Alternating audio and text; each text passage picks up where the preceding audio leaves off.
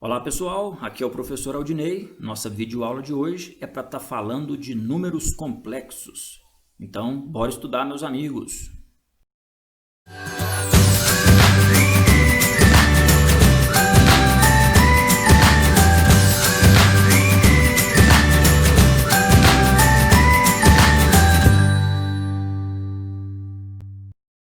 Pessoal, números complexos é o capítulo 7 do nosso livro didático, viu? O livro Matemática, Ciência e Aplicações. Começa lá na página 178, esse tema que assusta um pouquinho pelo nome, né? Números complexos. Mas, desde sempre, assustou, viu? Desenvolver aí o conjunto dos números complexos foi um desafio enorme imposto aos matemáticos aí ao longo dos séculos. Justificar a existência dele, a constituição dele, não foi tarefa muito fácil, não. Mas o bom é que disso daí surgiram novos conceitos algébricos, aí, novas teorias e produziu aí um desenvolvimento grande nas pesquisas matemáticas. O primeiro a dar um passo importante aí, eu já destaquei, esse trecho está inclusive lá na página 178, o primeiro é o Girolamo Cardano aí, tentando resolver esse probleminha, dividir um segmento de comprimento 10 em duas partes, cujo produto que é a multiplicação, né, seja 40. Vamos lá, vamos imaginar essa situação louca aí, essa situação crazy. Você tem aí um segmento e quer serrar ele, quer quebrar ele, beleza? Em duas partes, beleza? Ele mede 10, vamos considerar aqui 10 centímetros, e quando eu quebrar ele em duas partes, o produto delas tem que dar 40. Se eu, por exemplo, falar que de um lado mede 3 e do outro mede 7, sei lá, vou vir aqui e falar, ó, aqui vai valer 3, aqui vai valer 7. O produto, né, a multiplicação aqui, não vai dar 40. Então, não é 3 e 7. Na verdade, você vai colocar valores ali cujo produto dê 40. Para não ficar lá tentando, vamos lá, vamos chamar esse de k de x e o de k, vamos chamar de 10 menos x, né? E o que eu quero é isso aqui, ó, que a multiplicação desses dois segmentos, que surgiram aí quando eu quebrei o segmento maior, dê 40. Vamos lá, vamos resolver essa equação. Vamos aplicar uma distributiva aqui e olha lá o que vai surgir, né? 10 vezes x, 10x, menos x vezes x, menos x ao quadrado. Vamos jogar esse 40 para cá, colocar aqui na forma reduzida da equação de segundo grau, beleza? A gente recolhe aí agora os coeficientes a, b e c, usa a fórmula resolutiva, a famosa fórmula de Bhaskara, substituindo aí, né, os valores dos coeficientes, e aí a gente chega no menos 10 mais ou menos raiz de menos 60. Olha isso aqui, ó. Aqui já acende um sinal de alerta, hein? Raiz quadrada de número negativo. Lá no fundamental a gente ouviu falar demais, né? Que não tem. Na verdade, ela não tinha no conjunto dos números reais. Mas agora, a gente já está terminando o ensino médio, seria bom parar e pensar um pouquinho nisso daqui. Será que não dá para resolver pelo menos um pouquinho? Sei lá, quebrar isso aí em 4 vezes menos 15, porque aí pelo menos eu posso achar a raiz de 4, olha lá. A raiz do menos 15 ainda continua sendo um problema, mas a raiz do 4 eu consegui. Vamos lá, vamos jogar então aqui no lugar da raiz de menos 60, essa forma fatorada aí, 2 raiz de menos 15. Dá para fazer uma simplificação ali, né, do 10 com o 2, do 2 com o 2, aí eu vou ter uma raiz 5 mais raiz de menos 15 e a outra 5 menos raiz de menos 15. E é isso aqui que é o problema, galera. Foi com isso aqui que o Girolamo Cardano começou a se preocupar. Pera aí, né? Raiz de menos 15, raiz quadrada de número negativo. O cara simplesmente não entendeu muito o que ele encontrou, não. É por isso que eu estou falando. Números complexos deu um certo trabalho aí para os matemáticos. Quando se depararam com isso aí, ficaram meio que temerosos. Para a gente não complicar demais, vamos pensar na raiz de menos 16, não vamos pensar na raiz de menos 15, não. Se fosse raiz de mais 16, acho que ninguém aí tem dúvida de quanto é, né? Raiz quadrada de mais 16, todo mundo sabe que é 4, porque 4 vezes 4, quanto que dá? Mais 16, não é isso? Mas e isso aí, raiz de menos 16? A nossa nosso primeiro ímpeto aí é de falar que é menos 4, né? Quando o professor fala, não é menos 4, cara, então tem que ser mais 4, porque tem que ter uma resposta. Não é bem assim, galera. A matemática, ela te ajuda a pensar. Menos 4 vezes menos 4, a gente já fez várias vezes e deu mais 16. E se eu fizer mais 4 vezes mais 4, né? Se eu vier aqui e troco esse sinal, mais 4 vezes mais 4, também vai dar mais 16. E é aí que surge essa cara de dúvida. Então, peraí. Então não tem resposta aqui? Que diabo que está acontecendo aqui? É aqui que surge a necessidade então de se criar um novo conjunto numérico. Bom, a raiz quadrada de menos 16 é um número complexo. É um número complexo que a gente pode tentar desenvolver da seguinte maneira. Você vai lá e quebra ela em raiz de 16 vezes menos 1. Afinal de contas, 16 vezes menos 1 a gente sabe que vai dar menos 16. Raiz de 16 é 4. E é essa raiz de menos 1 aí, que vai ser base aí dos números complexos, que a gente vai jogar num canto e vai agora começar a chamar ela de i. Porque na verdade isso aí é um número imaginário. A raiz quadrada de um número negativo, a gente vai imaginar ela. Ela não é uma coisa concreta, ela é uma coisa abstrata, né? Número complexo não é à toa esse nome, galera. É uma abstração matemática que a gente tem em mãos aqui agora. E o detalhe é esse, que a partir de agora, quando você vê uma raiz de menos 1, que a gente vai chamar de unidade imaginária, você vai lá, tira ela e coloca o i. É um novo símbolo matemático que surge aqui para a gente dentro do estudo dos números. Né? Números naturais que vimos, números inteiros, números racionais, números irracionais. E aí, por último, aí a junção desses conjuntos todos fazendo surgir aí o conjunto dos números reais. Agora tem mais um conjuntinho para a gente, que é o conjunto dos números complexos. Beleza? Número complexo, então, pode ser dado aí por raiz de menos 16, que a gente quebra e encontra no final que a resposta é 4i. A gente tinha que a raiz de 16 era 4. E agora a raiz de menos 16, a diferença é que vai ser 4i. Se eu tiver, por exemplo, a raiz de menos 9, o que eu posso fazer? Quebra aí, né, em raiz de 9 vezes raiz de menos 1, que vai dar 3 vezes raiz de menos 1. E essa unidade imaginária, esse tal desse raiz de menos 1 aqui, a gente vai simplesmente substituir por este símbolo i de número imaginário, certo? Às vezes a gente chama o número complexo só de número imaginário aí. Vamos lá, vamos mais uma. Raiz de menos 4, olha lá. Você quebra, fica 2, que é a raiz de 4, vezes raiz de menos 1. E a gente coloca 2i. E aí vamos voltar lá na raiz de menos 15, que está travado até agora lá naquela nossa equação de segundo grau. O que é a raiz de menos 15, né? Quebra ela. Aqui agora, como a raiz de 15 é um número também irracional, lembra dos irracionais? Quando você não tem uma raiz quadrada exata aí, então eu posso deixar dentro da raiz. A resposta seria isso aí, ó. Raiz de 15, i. Tranquilo? Voltando então, né, para a nossa equação original, aí, o que eu vou fazer é o seguinte. Ao invés de responder essa equação com 5 mais raiz de menos 15 e 5 menos raiz de menos 15, eu posso trocar aí o raiz de menos 15 por raiz de 15i. E o menos raiz de 15, né? Menos raiz de menos 15 como menos raiz de 15i. Beleza? Essa seria a resposta, então, desta equação, agora dentro do conjunto dos números complexos. Se lá no conjunto dos números reais a gente simplesmente ia falar que esta equação ela não possui solução, né?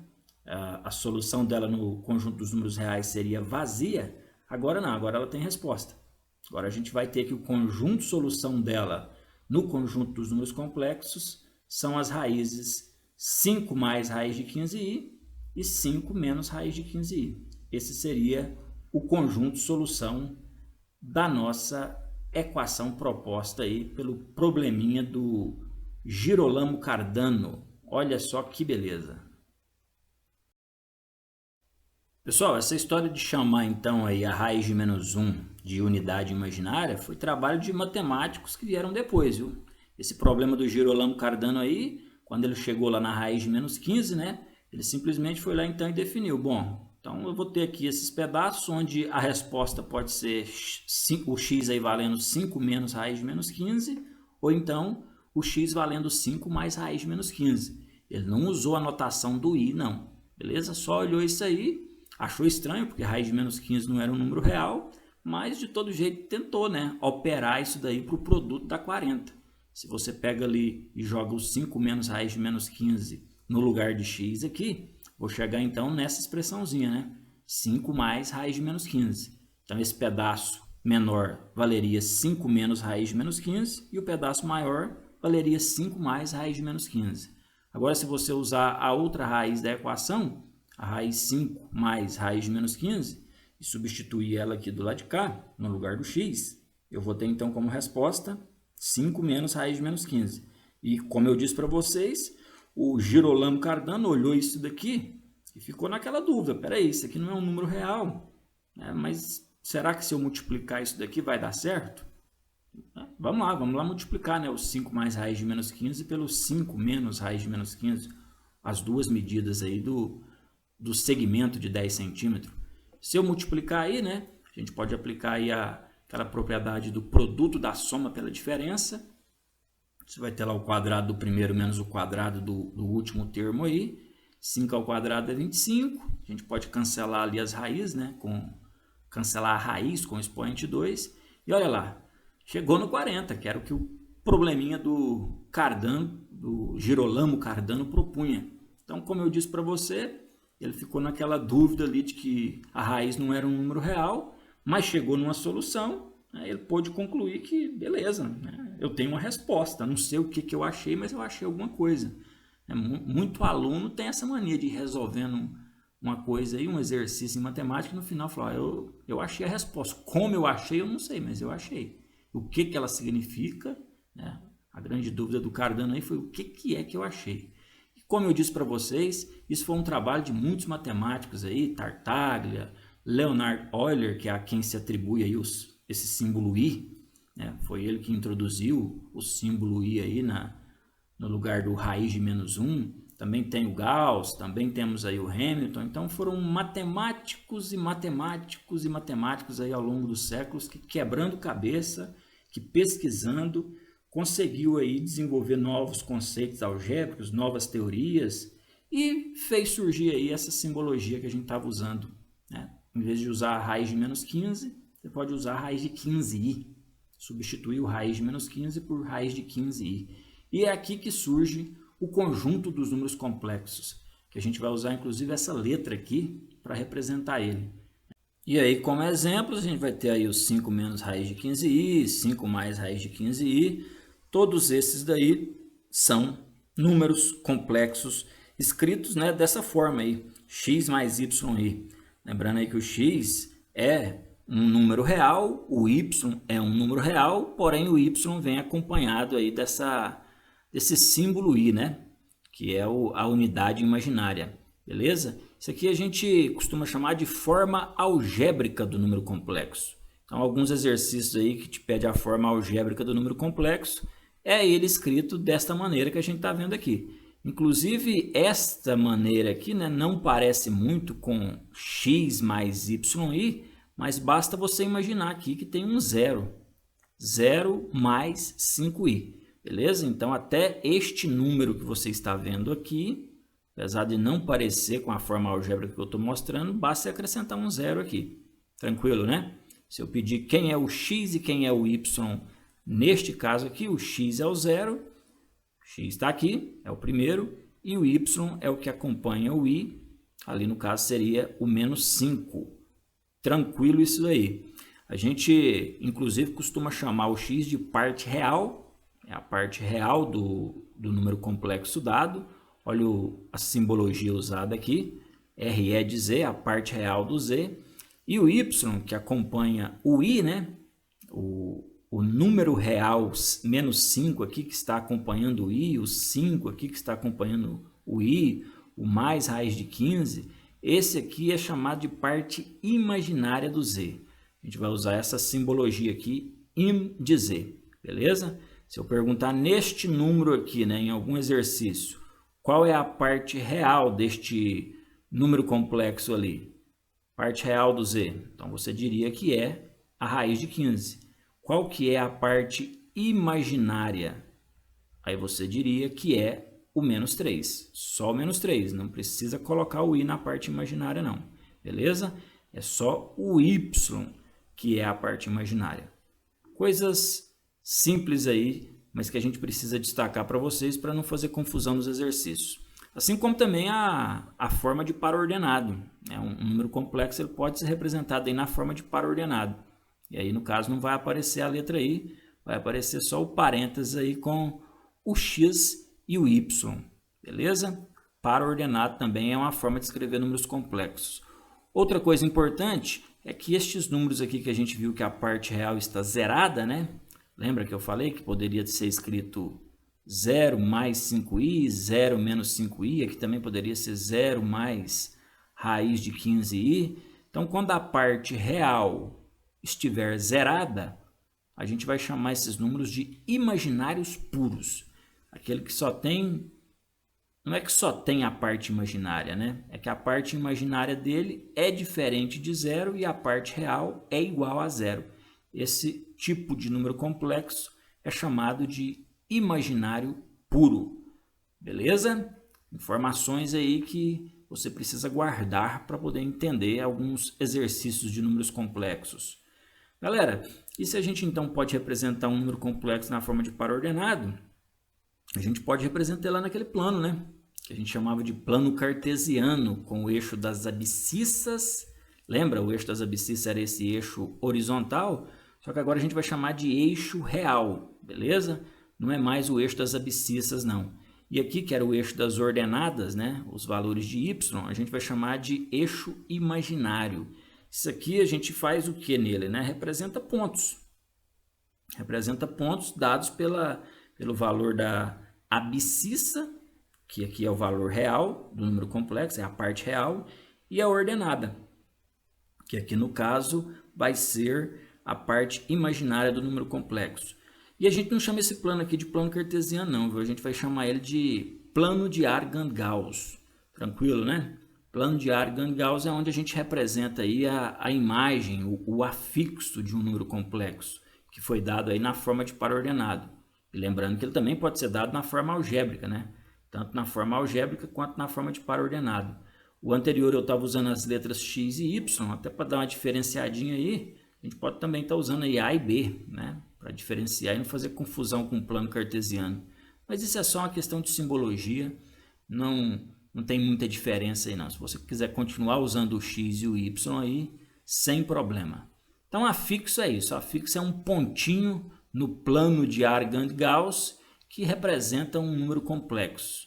E aí vamos ver várias aplicabilidades dessa representação de números complexos aí no plano de Argand-Gauss. Beleza? Outra coisa importante da gente destacar aqui, galera, é o seguinte. Quando o Cardano não tinha lá o símbolo I para fazer aquela multiplicação, né, dos dois segmentos que surgiram quando se quebrou o segmento maior, então ele efetuou dessa maneira e chegou no 40. Agora a gente vai efetuar usando a simbologia atual, usando o I. Ao invés de usar a raiz de menos 15, a gente vai usar essa simbologia aí do raiz de 15i. E aí vamos fazer essa conta para ver o que vai acontecer, né? Lembrando que isso aqui é um produto de uma soma por uma diferença. E aí tem uma técnica aí que a gente usa para atalhar e não ficar aqui aplicando propriedade distributiva e fazendo muita multiplicação.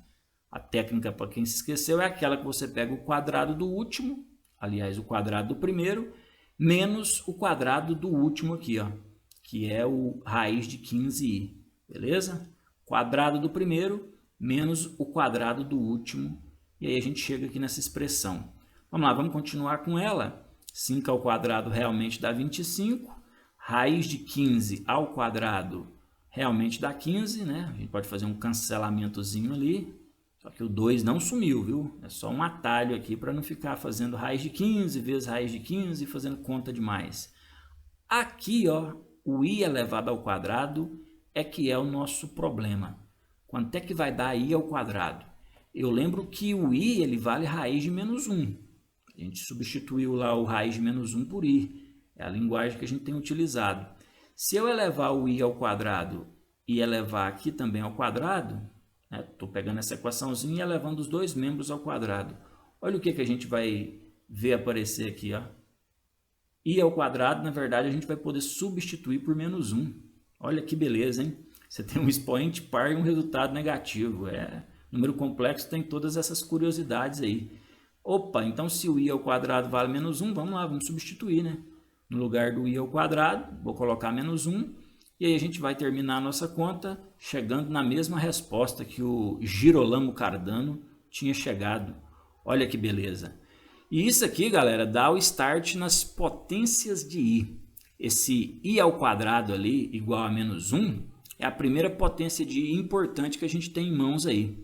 A outra seria o i elevado a 1, que dá i, né? Afinal de contas, todo número elevado a 1, a gente já tinha visto que dá ele mesmo. Então, continua essa regra aqui. Lembra também daquela regra que fala que todo número elevado a 0 dá 1? Continua essa regra aqui. Então, i elevado a 0 dá 1.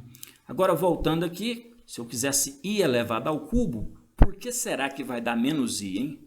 Ali a gente está justificando, né? Porque todo número elevado a 0 dá 1. Aqui, porque todo número elevado a 1 dá ele mesmo. I ao quadrado deu menos 1. A gente justificou aqui, elevando ao quadrado e conseguiu a explicação.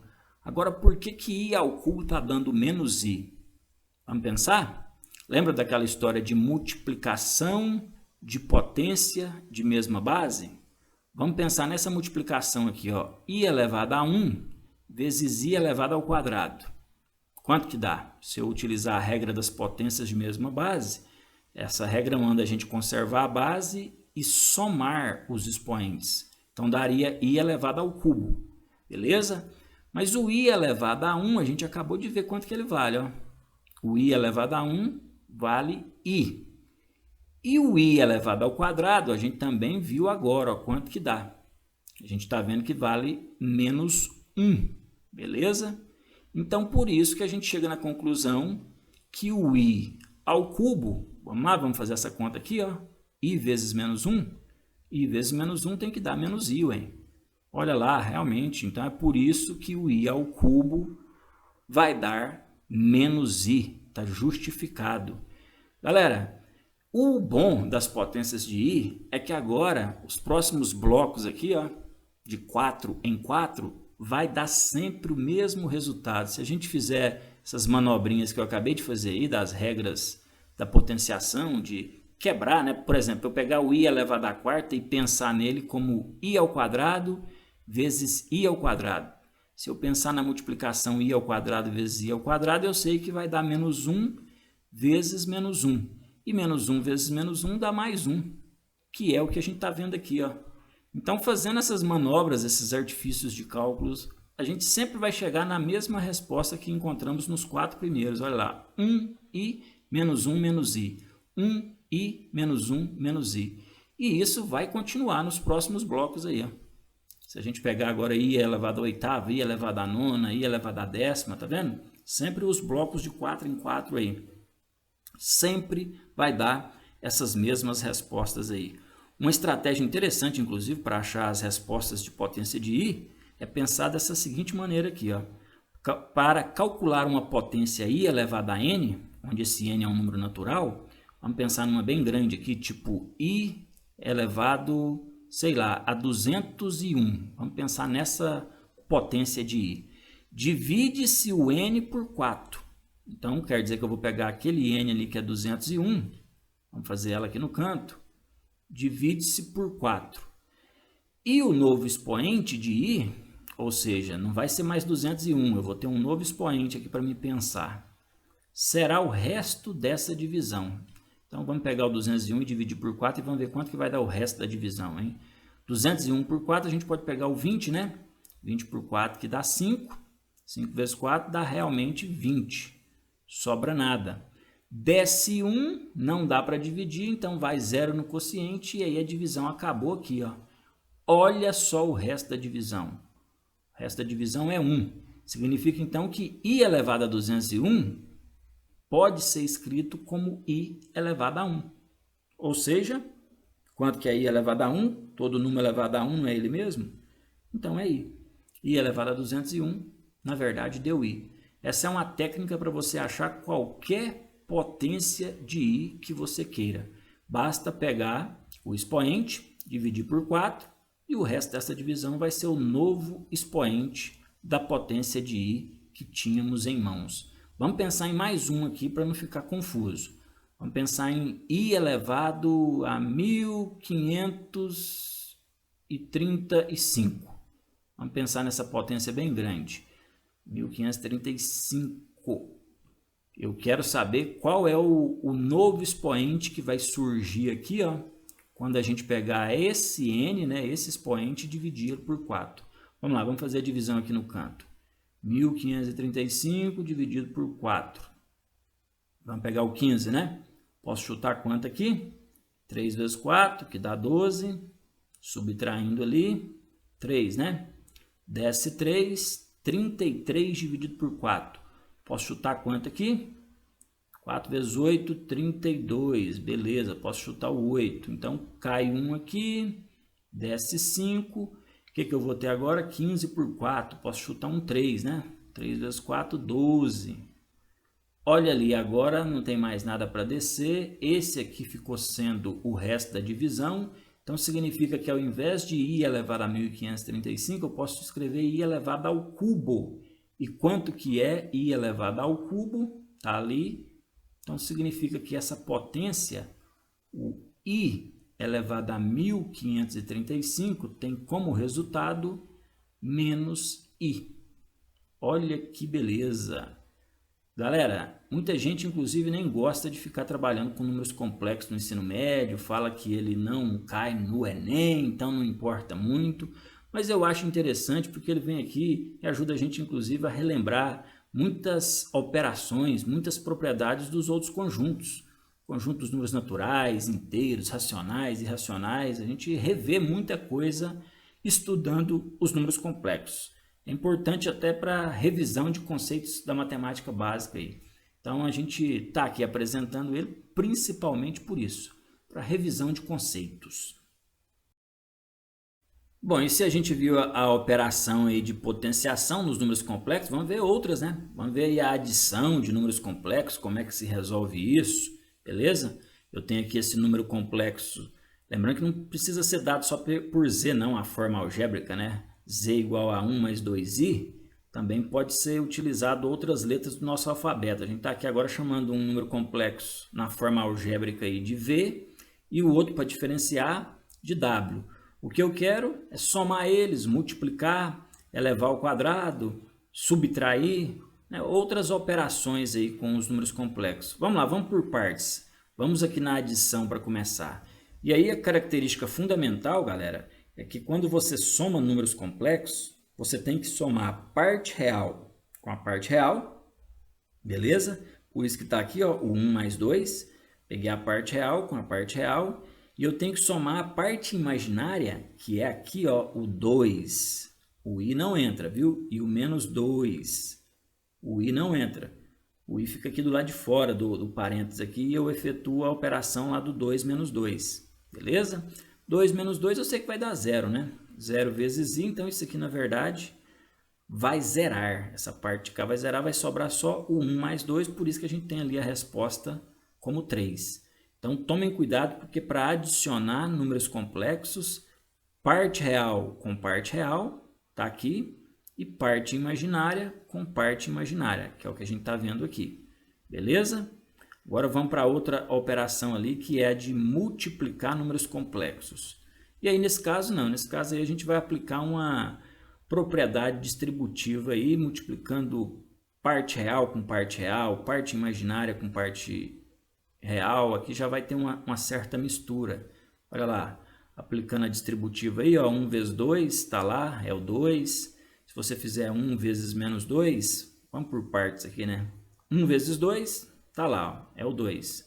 Agora, se eu pegar 1 vezes menos 2i, está lá, ó, é o menos 2i. Agora, vamos vir para essa parte, 2i vezes 2. Todos dois positivos, por isso que está lá o 4i. E aqui toma cuidado, ó. Porque eu tenho mais 2i multiplicando menos 2i. Está lá, jogo de sinal, beleza. E a resposta lá vai ser 2 vezes 2, que é 4. E o i vezes i, que dá i ao quadrado. Olha a potência de i que a gente acabou de ver agorinha. Lembra quanto que é o valor de i ao quadrado? Não é menos 1? Então quer dizer que a gente pode, no lugar do i ao quadrado ali, colocar o valor menos 1, beleza? Vamos lá continuar essa conta então, ela ficaria desse jeito aqui, ó. Olha que beleza, hein?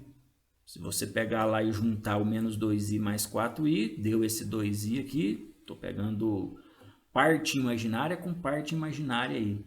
Agora isso daqui, galera, na hora que a gente substituir o i ao quadrado por menos 1, faz o jogo de sinal lá, ó, por isso que vai virar esse mais 4. E aí a resposta final então da multiplicação ficou sendo esse número complexo aqui, que tem esse 6 como parte real e esse 2 aqui como parte imaginária. Olha aí a multiplicação dos complexos. Se eu tiver lá o w ao quadrado, né? Pegar o número 2 menos 2i e elevar ao quadrado, olha lá o que vai surgir. Lembra dos produtos notáveis, né? O quadrado do primeiro, tá lá, 2 ao quadrado, quadrado do primeiro, menos 2 vezes o primeiro vezes o segundo, tá lá, 2 vezes o primeiro vezes o segundo, mais o quadrado do segundo, tá lá, mais o quadrado do segundo. Por isso que eu estou falando, tá vendo? Números complexos, ele ajuda a revisar a matemática básica, algumas coisinhas que a gente tem esquecido aí no meio do caminho, né? Aplicar uma propriedade distributiva, muita gente tem dificuldade. Lembrar dessa regra aqui do produto notável, né? O que é isso que você falou, professor? Quadrado do primeiro menos 2 vezes o primeiro vezes o segundo, mais o quadrado do segundo. A gente viu essa ladainha no fundamental e os complexos ajudam a gente a revisar. Se você pegar e efetuar ali, de novo, substituindo o i ao quadrado por menos 1, vamos chegar lá nesse número complexo aqui, que como a parte real dele está zerada, a gente chama ele de imaginário puro. Acabamos de falar ali agorinha, né? Números escritos nessa forma é chamado de imaginário puro. E para fechar lá, subtração de novo. Você vai pegar a parte real com a parte real, por isso que está lá o 2 menos 1. E aqui, galera, cuidado porque esse menos, ele negativa os dois elementos que estão lá dentro, hein? Cuidado com isso aí, ó. Então, na hora que você fizer aqui ó, a parte imaginária com a parte imaginária, olha o que vai surgir, menos 2i menos 2i. Esse menos e esse mais aqui, ó, tem jogo de sinal. Às vezes o pessoal vai fazer essa conta e pensa que o menos só está para o 1 aqui. Não, esse menos está para o 2i também. Então, por isso que apareceu ali aquele menos 2, menos 2i ali que já era do primeiro parênteses, menos 2i de novo, que é o jogo de sinal desse menos 2i com esse mais 2i. E aí a resposta final está ali, né? Se eu ainda te pedisse aqui qual que é a parte real deste número, qual que é a parte imaginária deste número, teríamos parte real o 1 e parte imaginária só o menos 4 ali. Operando números complexos. Olha aí que beleza. Pessoal, então é isso. A gente falou aí do conjunto dos números complexos, o conjunto C. Vimos aí como representar um número complexo na forma algébrica, na forma de par ordenado. Esse par ordenado que gera lá uma imagem, né, um afixo, um ponto lá no plano de Argand-Gauss. Outra coisa que vimos foram as potências de I aí. Essas são as potências fundamentais, né? As outras a gente encontra a partir delas. E o que é mais importante, o conjunto dos números complexos vai ser que agora o pai de todos os conjuntos, vamos dizer assim. Vai ser o conjunto maior que a gente conhece nesse momento aí no universo da matemática, beleza? A gente viu lá no ensino fundamental esse conjuntinho aí, né, que era dos naturais, que depois evoluiu aí e juntou-se a números negativos, formando o conjunto dos números inteiros. Na sequência aí, a gente adicionou aí as frações, os decimais e fez surgir aí, né, da união de números naturais com números negativos, com frações, com decimais, com dízimas periódicas, fez surgir esse conjunto aí, que é o dos racionais. Aí, ao lado, separado aí, a gente tinha os irracionais, né? O π como exemplo clássico aí de número racional, beleza? A gente tem a raiz de 2 aí como outro exemplo clássico dos números irracionais. A união dos racionais e irracionais gerou o que a gente chama aí, né, de conjunto dos números reais, pode-se dizer assim. Os reais, na verdade, é uma junção aí dos racionais e os irracionais. E englobando todos esses conjuntos aí, a gente tem agora o conjunto dos números complexos. É isso que precisa ficar bem claro. Qualquer elemento que pertença aí, né, ao conjunto N, ao conjunto Z, ao conjunto Q, ao conjunto I, ele pertence também ao conjunto dos números complexos. Então, se eu perguntar em alguma questão para vocês aí lá da nossa lista de exercícios, né, o 2, que é um número natural, ele também é um número complexo? Com certeza, né? Se os números naturais estão contidos no conjunto dos números complexos, todo número natural é um número complexo. Porém, nem todo número complexo vai ser um número natural, né? Se a gente pegar, por exemplo, aqui, raiz de 15 e aí a gente já tem um número que só é complexo. Ele não é natural, ele não é inteiro, ele não é nem real. Ele é apenas um número complexo. Agora, se eu pegar aqui uma raiz de 15, né, uma raiz inexata, ela é um número irracional, ela é um número real, porque o real, o conjunto dos números reais é uma junção aí dos irracionais com os racionais. Mas ela não é inteira, ela não é natural, porém ela é complexa. Beleza? Raiz de 15, ela é irracional e também é complexa. Agora, se eu coloco raiz de 15 com um i, acompanhando ela aí, e é até bom colocar às vezes até antes para não fazer confusão e pensar que ela está dentro da raiz. Se tiver assim, aí não. Aí ela só é complexa, é um número complexo. É isso que a gente tinha para falar. Se ainda restaram dúvidas, vocês já sabem muito bem, é só chamar lá. A gente está lá no WhatsApp para atender vocês. Valeu, muito obrigado pela atenção.